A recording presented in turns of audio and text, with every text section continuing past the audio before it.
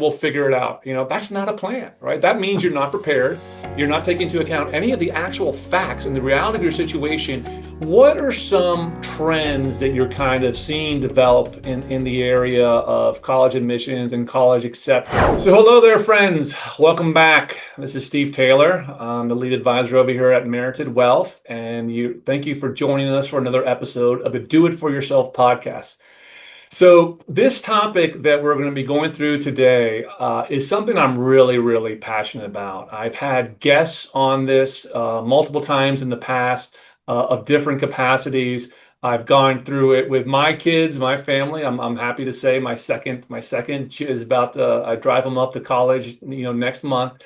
And really just the topic is really, really interesting to me. So I'm really, always happy to have this conversation. And we have another expert, another college planning expert on the podcast with us today. So, Lee, without further ado, can you introduce yourself and tell us a little bit about you and what you do?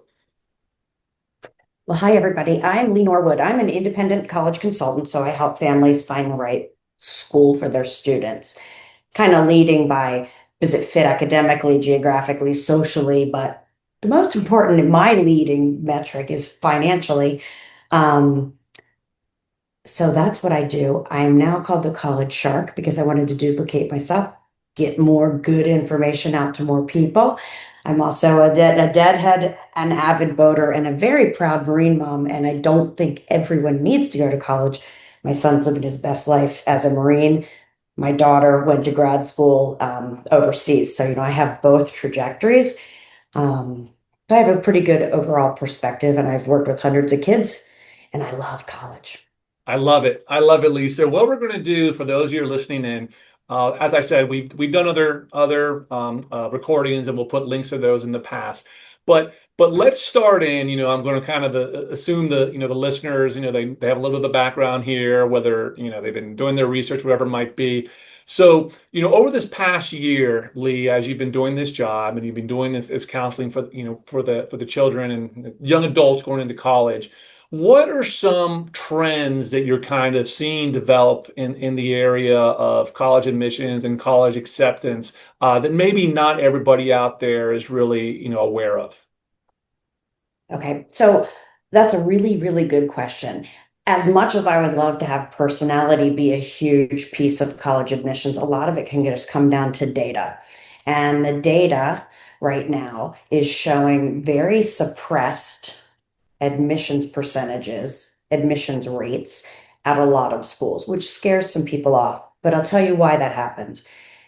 Schools went test optional, so that was one parameter that left the stage for judgment. That happened around COVID when people couldn't test. And then some schools become super popular because they win a championship or, like UConn got way popular recently. Georgia got popular. Um, so more kids apply. They let the same amount of kids in every year, pretty much. It's Mhm. just that we're having inflated numbers of applications because of test optional, because of no need to write an additional essay. They've lowered the barriers to entry. Colleges know they're doing this because they want to brag about a low admissions rate. But at the end of the day, same people have been getting in for quite some time at these super popular schools, and I think we just need to know that. So this test optional, item came up after COVID, right? I think that was brand new for most people. Are a lot of are there still some schools that are sticking to it and saying test optional? Because it seems like most of the schools have kind of gone away from that, and you have to submit some test scores. What are you seeing? So what we're seeing is that there have been some schools that have been test optional forever. University of Okay. Chicago, highly selective, been test optional forever, but over 70% of their admitted students show test scores. So that test optional is a little different than this forced test optional because of COVID. Schools are coming back to testing. The state of Florida, the state of Georgia, the state of Tennessee, because they needed to stop the flow of tons and tons of extra applications. There are plenty of schools that you can look at and not have a test score, but let me tell you the importance of test scores. Getting in, getting into a highly selective major, getting merit aid. It shows college readiness. The better your score, They try to move that into your success at college, and merit aid is that discount. They'll give you off tuition because they want you. Test score, if it matches kind of everything else in your application, it's a huge indicator. So, Yeah. Yeah, we've had the previous guests I've had on here and different counselors and the like, and they also say, you got to show that you're not only that you're ready, but like you really want to go to this school, right? So when you open up a dialogue with them, follow up with them when they're giving you that information, like really kind of like applying for a job, right? You got to really show that you want it to get in there, and the school wants to feel that you're a good fit. So Lee, you said, like the percentages and the acceptances, the rates are going down. And you're saying they're admitting the same amount of people. Is this because are there simply just more people applying to college? Is that what's happening, or is that only for certain schools that you're saying the percentage is going down, and maybe, students are not really applying for, let's say, not community college, but smaller schools, or different ideas? What is the reason for the percentages going down? so the reason for the percentages going down is that kids are applying to more schools. So when you and I applied to schools, we applied to a few, and then our hand was tired. We'd been writing it out or typing out these applications. Enter the Common App, bam, you can apply to 10 schools and you've filled out one main application. So the Common App is an application that's common to lots of schools around the country. You put in all your information one time and your main essay, and then that can go out to way more schools. So it's application inflation, Yeah, definitely. Test optional made kids just roll the dice at more schools. Yeah, why not? Because they weren't being held up by, oh, my test score's not in that middle range. Grade inflation. There's a lot of easy A's. A is the most popular grade right now.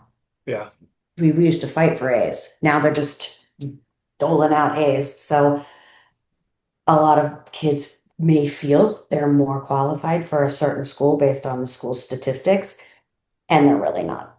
yeah, So I think it's application inflation. Kids are applying to 10, 15 schools. How can you love 10 and 15 schools? right. It's just You don't impossible. know. Yeah. You Mm-mm. don't know even in your research. So it's, I have two kids. I have a rising senior at the University of Florida, and I have a rising freshman at Florida State University. And right. And dad's a big gator, and dad's now wearing FSU clothes. So my oldest, right, all our kids are very different. My oldest probably applied to about 4 or 5 schools, and my youngest applied to about 15 or 17, right? And I will tell you exactly to your point. There were schools that my youngest applied to that we had really no business applying to. He didn't really know them. He had heard about them. He wants to act. He's going to act. And so that's why he applied to them. So when you're sitting down with a family, and right, that kind of that initial phase to say, hey, let's get our number of schools together, schools that we're applying for. What is kind of your advice there? Like, what's the number? What's the type? Like, what's that Goldilocks number of schools to apply for? I don't know if there's really a Goldilocks number of schools. I like to get to know the student and get those common themes. If they keep talking about sitting outside to meet with friends and studying outside, now I can eliminate some schools off your list just because that's a cultural and, social thing that you want at a school. It takes a long time to meet a teenager, Hmm. and I've got to do it in a compressed amount of time. I really don't think kids should apply to more than 9 or 10 schools. I think that's a lot. Yeah. And then, the whole rule, and I'm really not much of a rule follower, is 3 safety, 3 fit, and 3 reach. Whatever. I've renamed them different things, but yeah, I don't think you should do more than 9. That's a good And you number. don't know what you don't know. So you need to start visiting schools that this is just a piece of advice. Go to every school that's within 2 hours of your home.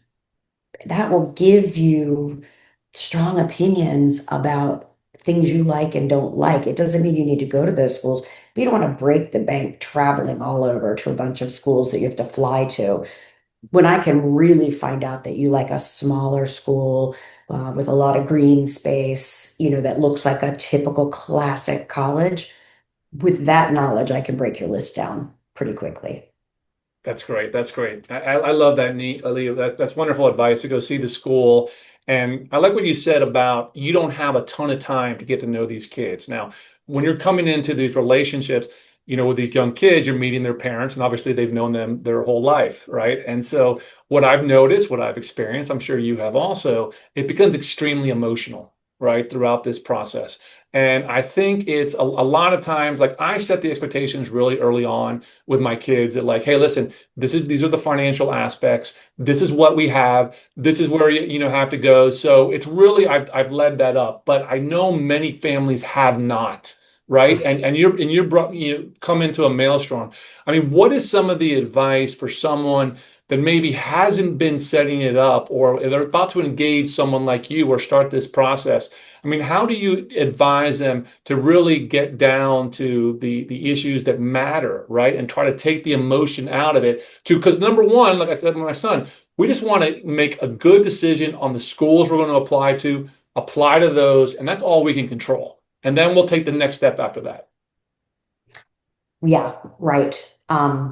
So give me that first question again, because Yeah, I kind so of, to really to figure out like take the emotions out of it to take for the ones that haven't set the expectations for their children, like to say like how to choose from those schools because they might come to you, well, my child gets into whatever big name private school, well that's their dream school and we're just going to figure it out when they have absolutely no means to do that, right? How, oh how do my you God, how do you help that kills navigate me. that? That piece kills me. We're gonna just, if they get in, we're gonna figure it out. Bad strategy. Bad strategy. And, I also talk about the long game, which is something you didn't talk about. Like, no one asks a lawyer or a doctor where they went to undergrad. So if that's your long game, let's not spend all the money in undergrad. Let's get to the best medical school we can. And how do you do that? You're top of your class. You've done research with your professors. You're known. You're going to get stellar college recommendations. And when you're going to pass the MCAT or the LSAT, but you don't need to spend all the money on Vanderbilt undergrad, which is creeping up to $100,000 a year, when you could go to Vandy med school and go to a different undergrad and have a really good base from which to jump. I make people talk about the finances, but I'll tell you the truth, 50% of them have your other philosophy. If he gets in, we'll figure it out. That's a bunch of crap. How does that? Or I couldn't agree more. We'll figure it out is not a plan, right? it's I'm not. I'm, I'm a financial advisor. That's primarily what I do. Someone's like, we're going to do this. We're going to make this the choice. Okay, like what are you thinking? Well, we'll get that, and then we'll figure it out. That's not a plan, right? That means you're not prepared. You're not taking into account any of the actual facts and the reality of your situation, and you're going on pure emotion, and then you're just going to it's setting up for a nightmare. So let me ask you, a couple like those. I don't know if you have any stories, right? So let's say that these figure out parents and okay, they don't really have it and child gets into this really big school, right? And they see the price tag and they see what it is. What have you seen? Do you see these families just loading those kids up with those loans, or does it come then, the ones that figure it out parents that when the applications come back and there's one that's really out of their comfort zone, do you see them go through it, or what have you seen in your experience? I'm curious. Okay, so I see three buckets of people.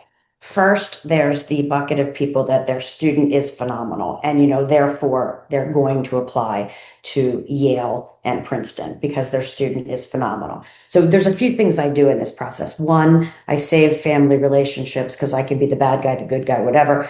And two, I'm a crusher of dreams, but I'd rather crush them now than crush them once your kid does get in and you look at the price. So Cindy is just phenomenal, top of her class, top of this, that.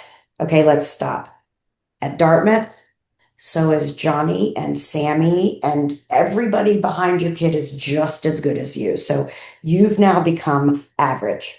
If that's the lane you're going to play in, you are now average. You might have been above average your whole life. You're now average. That's a hard pill for a lot of parents to swallow. So if those kids get in, um, they are the we're going to figure it out parents.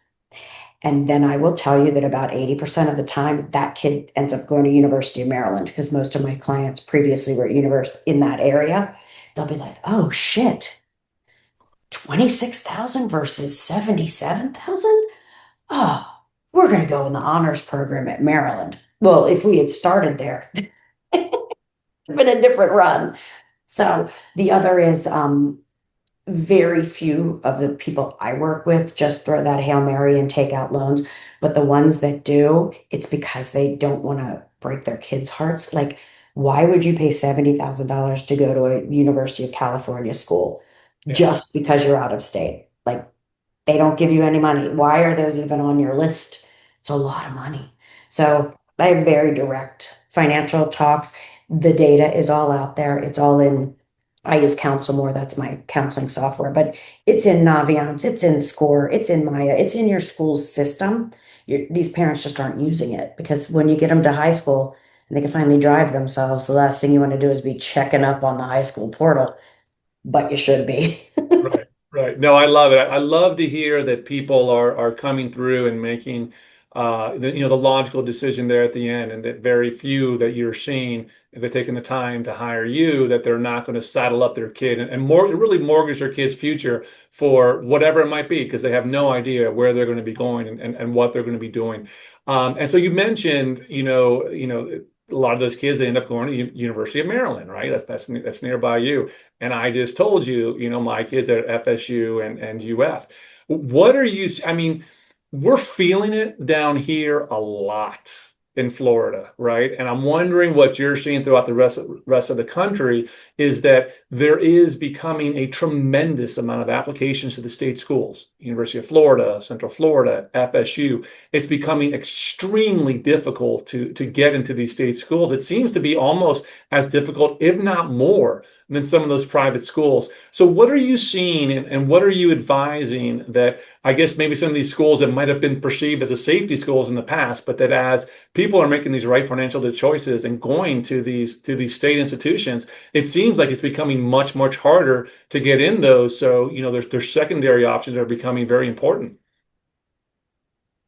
Correct. But I'm also going to give you a new perspective. Okay. So in Florida, you guys are set up to participate in you could put money into an account and then basically, is it Florida Promises or I can't remember what it's Prepaid. Yep. There's called. Bright Futures. There's Florida Prepaid, Right. which is prepaid tuition. There's Bright Futures. If you get a certain scores and credentials, you get some Right. additional money. Yes. So your state is taking care of their own first. That's where you pay taxes. State schools should take care of their own first.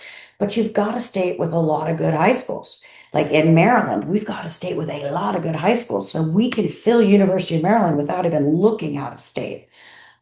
So typically they want to keep their out of state less than 15% when you have a strong base like that. Texas, like UT Austin, if you're in the top 6% of your class, you're automatically in, and they only take 6% of out of state kids. So your target becomes small. So now you have to be a rifleman, not a shotgun. Hmm. But then let's talk about, and please, if you're from this state, don't be upset with me. It's just the facts. Alabama, Mississippi, they're not graduating enough college-bound high school seniors from their high school programs Hmm. that they have a lot more space for out-of-state kids and they have a lot more in-state seats because they can't fill it with their own count. They can't fill it with their own state. Their education system stinks. Yeah. So the better your education system is in your state, the more competitive your state school is going to be. And then they start getting reputations. And now we have what's called public Ivies. UF, it would be in there. Michigan has always kind of been in there. Maryland is trying to get in there. UNC Chapel Hill, Virginia, University of Virginia, UCLA. Like we can really start branching out. And those are called public Ivies. So you're hoping that your school has two schools like Florida State and UF, like NC State and University of Carolina, Chapel Hill.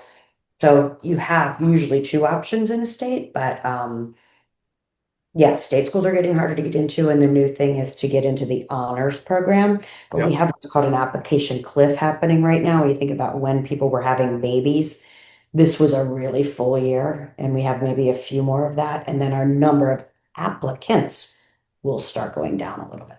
Yeah. Oh, that's a great point. I like to hear what you're saying in your perspective, right? And I've read a lot about it, and I've seen I think they made a Netflix special on it, right? Wasn't it like Bama Rush for Alabama, the sororities, right? And where I've read is how great a job Alabama does of recruiting out-of-state students. And the idea was the perception was, and kind of my belief was that, okay, well, they want to get that higher price tag, right? They want to get that out-of-state tuition. But what you're saying, right, is you're saying that these states that they are going to try to fill with their qualified in-state students first before they start going looking out of state. So I guess that's where the focus should be is really if you want to go to one of these, whether it's a public Ivy or a highly rated public, like you really have to, really focus on and apply. Because I hear some kids in Florida like, oh, I don't know that I want to go to Florida.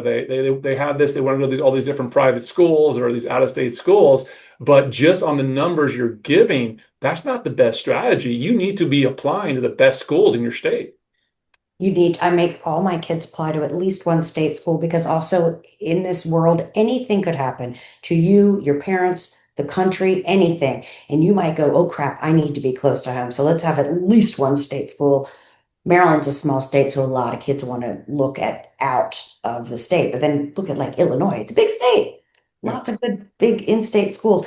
But it's also being able to tap into that in-state tuition. South Carolina, if you hit certain parameters with your application, they're going to offer you South Carolina in-state tuition because again, they have some of those in-state slots that they're not filling from their own feeder high schools. Um, and some people will say, oh, Alabama is easy to get into. No, Alabama has great credentials, great programs, great professors. It's an amazing state school. Just the barriers to entry is that you're not climbing over a ton of in-state kids, looking for the same spot. Right. So that has made Alabama, Ole Miss, a couple others really popular this year. So kids are hot to go SEC big. That's the thing right now. And Right. some private schools will be less expensive than a state school if they want you. So I think people think of private schools like Louis Vuitton does not go on sale. Coach, nice bag, but they go on sale sometimes. You might even find them at TJ Maxx. That Louis Vuitton not going on sale, I would put all the public Ivies in there, all the highly selective schools. They don't need to go on sale. You're still going to buy them. Yeah. So let's find the public and the private schools that are Coach, still a fabulous brand, that's going to go on sale and meet you where you are financially. And we have data on that. It's called the common data set. I can show you the average merit aid and the percentage of kids who get it. So maybe the average merit aid at Duke is 80,000, but 1% of the kids get it. So is that going to be you? Probably not. So that's why I call myself a crusher of dreams. I come out of that first meeting and I have to let people settle for a minute and breathe into the fact that I was saying nothing about their students specifically Right. at all. It wasn't personal. Right, that's great. Hopefully, we'll get a link to the college data set. I would like to see that. So, when we went through this the application now with my youngest son, I didn't feel that his grades and his test scores and everything were as good as my oldest, right? But he had a lot of extracurricular, and he's a really talented kid. He's a really great actor. He's going to all these acting programs. So he got into most of the small private schools we applied to, and almost every one came back with almost half merit aid, right? But still, it was much, much more expensive than we were paying at Florida State. So as you shift to that conversation and the finances and talking about these families through it, so once the applications come through and all the like, what's your kind of maybe your best word of advice for someone out there that once they've listen, your savings are where your savings are at. You've applied to all these different schools. You're looking at your options to try to, to help make the best choice for you and your child. And I'm sure some people, right? You talked about earlier about some parents take loans, but if a child only needs to take $10,000 or $15,000 of loans a year, that might be doable, right? It stays within there. So what's kind of your advice there that when they're coming in and looking at that and trying to mix the best value, right? The right school for the right price. Well, every time that you go and look at a school, if you like it, you can do what's called the net price calculator on their website. Are they perfect? No. Are they the same? Absolutely not. But it will kind of take into account so the FAFSA, as you know, is the proxy for need-based aid. Yeah. So based on your W-2s and your tax returns from the prior year. So class of 2026, 2024, class of 2027, assets from 2025. That I can't help you with, but if I get your student aid index number, I'll know if you're need eligible. And a lot of these big Louis Vuitton schools will meet 100% of need. So Yeah. being broke and brilliant is the best thing that you can be in the college process. Broke and brilliant. But they also all have merit aid on their page. So go to Mississippi, Ole Miss, it's got a grid. If we want you and you have this GPA and this test score and you're from out of state, you're getting $8,000 off a year. Some are a little bit more esoteric. They're not going to tell you that these are all the parameters, but if you do that net price calculator, they'll build that in a little bit. Um, and then we know what the merit aid is and whether or not they're giving merit aid. So I might pull some schools off your list because you're not going to get the price down. So it's not in your wheelhouse to pay for. But you should know all of that going in. I Yeah. mean, it is not, what did they say? Getting married, buying a house, college, those are like three huge stressors and expenses. We should take college as important as the other two. Absolutely. You could spend almost a lot more and it's just as important. Yeah. And I think that's so important, right? When you're going in and you're looking at those numbers to understand, a lot of the discussions in the books I've read on it, that there could be a negotiation, right? Merit aid, they really want you. You can work through it and you can negotiate. Let me ask, was one thing you said earlier, I just thought of that, don't spend all your money now in undergrad, maybe spend it in graduate school. Is the process of applying and trying to get merit aid and financial assistance, I got to think it's very different in graduate school than initial undergrad. I don't know if you get involved with that, but it's kind of like I see a lot of people that, yes, they'll get to a great states college and then they spend $250,000 on grad school. Is that how different is that process from the undergrad process, both in trying to choose the school, applying for the school, and then paying for the school? It's going to be different at every school, right?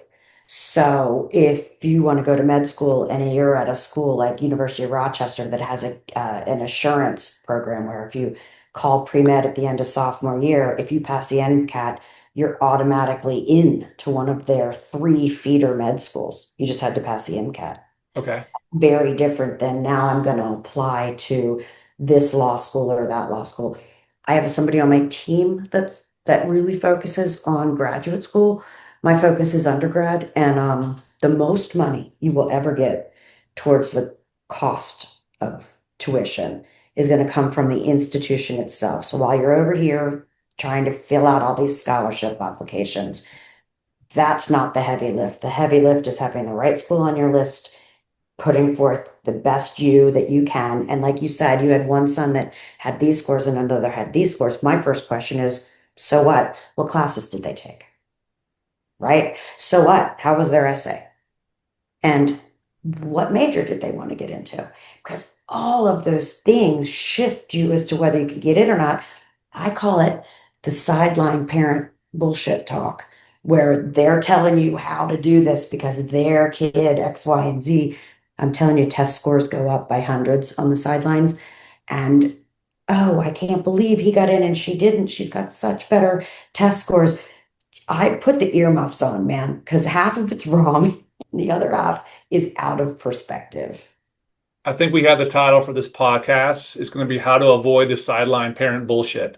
There you go. I love it, Lee. I love it, Lee. You're very reserved. You don't seem to speak your opinion, that easily. Um, Lee, this has been awesome. This has been really great. Like I said, I've done a lot of reading and discussion on this, and I've learned in this conversation. I love that little nugget about the most money you're going to get is from that institution itself. I think that's just great advice. As we're wrapping up here, Lee, any final words or thoughts you can put out there, advice for any of these parents, any of these students? You want to talk a little bit about college sharks, whatever? I'll leave the floor to you. So most people will do better with guidance than without guidance, whether you're going on a hiking trip, or looking at the college process. But you don't have to hire a high-priced guide. And that's why we created College Sharks. It's for all the do-it-yourself parents. It's $59 a month, and it just drops what you need to know each month, why it's important. It falls into buckets of what classes you're choosing, looking at colleges, this and that. So it's kind of like me in a box that comes at you in little videos and has a workbook. So for all of you who don't think you need guidance, I would definitely get some, and I would make sure you don't go down the rabbit holes that are out there when you're looking for college advice, because there's a lot of them. So collegesharks.com is just our series of 50 videos from junior year through the summer and then all through senior year to help keep you go, like when you go bowling and the sides are pulled up, you can't throw a gutter ball. You cannot throw a gutter ball if you follow College Sharks. Now we're going to get you to try to throw strikes, but even if you don't, you don't want to have the uh-oh Yeah. right before your kid goes away to college, or the, oh, that's out of my price range. And then we'll also teach you how to negotiate and ask for more aid. You don't get what you don't ask for. So if a Hmm. school comes into you and says, this is your offer, and that usually happens in the spring because they want to do the merit aid and the financial need-based aid. So that happens in the spring. So don't say yes until April. Hold it back, because the power shifts to you. Now schools are biting their fingernails. Are we going to hit our year? Are these kids going to say yes? And then you could say, well, you know what? University of Toledo offered my student $10,000 off a year, which got that price to here. Can you meet it? You'll never lose your offer, but you might get a little less tuition sent your way. Like you might get Yeah. your discount off the tuition. So Yeah. be vigilant. You don't get what you don't ask for. You're not going to mess this up, but having guidance will help you have a much smoother ride. Yeah, I love that advice, Lee, and I'm going to add to it that because I we used a counselor for both of my kids, but even at that, I did my own due diligence. I did my own reading. I did, went to whether books, whether websites. I didn't rely on sideline parent bullshit, right? To say, oh, my kid got in or whatever it might be. So everyone out there, do the work. You can very much do this on your own. I love College Sharks. That's a great resource. Whatever it is, don't just rely on hearsay and innuendo and all these. I heard in passing all this stuff. That is garbage. That is the same as the we'll figure it out, idea on the financial side. So I love that advice. And Lee, we're going to put all your information on this podcast out there. But I really, really thank you, for your time. And this has been really great. I hope everyone out there found this helpful. Yeah, thanks everybody for listening. We are on your side, and I'm sure you're going to put in my social media information. Let me tell you, we just help you stay on track, remind you, and then I try to make you laugh and forget the parent sideline stuff. So, College Sharks is our handle everywhere there, and that's free information. So, why wouldn't you? Thanks, Thanks for Lee. having me.